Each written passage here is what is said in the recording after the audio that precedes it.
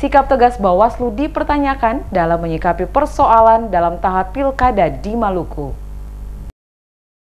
Ketua DPRD Maluku Edwin Huwai secara tegas mempertanyakan sikap dari Bawaslu menyikapi berbagai persoalan yang muncul dalam tahapan pelaksanaan pemilihan gubernur dan wakil gubernur di Provinsi Maluku. Kepada DMS Media Group, Huwai mengatakan ada banyak persoalan terkait berbagai dugaan pelanggaran dalam tahapan pilkada Maluku yang muncul. Namun hal ini terlihat kurang mendapatkan respon serius dari lembaga yang ditugaskan untuk melakukan pengawasan, dalam hal ini Bawaslu, untuk mengambil sikap tegas. Dirinya mencontohkan ada dugaan banyak keterlibatan ASN yang secara langsung ikut memberikan dukungan kepada kandidat tertentu dalam pilkada, termasuk juga beberapa pejabat-pejabat badan usaha milik daerah yang juga terlibat. Namun sampai saat ini tidak terlihat sikap tegas dari Bawaslu untuk mengambil tindakan sesuai dengan ketentuan dan aturan yang ada. Oleh karena itu, selaku Ketua DPRD Maluku, dirinya berharap ada sikap dari Bawaslu untuk menindaklanjuti semua persoalan yang muncul sehingga tidak terkesan adanya unsur pembiaran terkait persoalan tersebut. Fungsi pengawasan Bawaslu, kata Huwai, harus lebih ditingkatkan dalam berbagai persoalan yang muncul sehingga menimbulkan persepsi lain di tengah-tengah masyarakat terkait tugas dan tanggung jawab Bawaslu sebagai lembaga yang diberikan tugas untuk mengawasi seluruh pentahapan pilkada bisa berjalan sesuai aturan dan ketentuan undang-undang yang berlaku.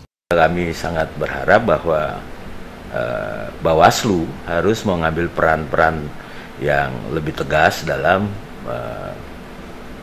satu tindak pidana pemilu yang terjadi.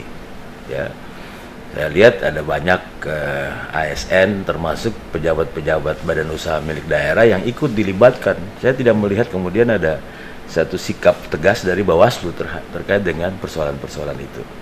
Ini yang harus diatensikan.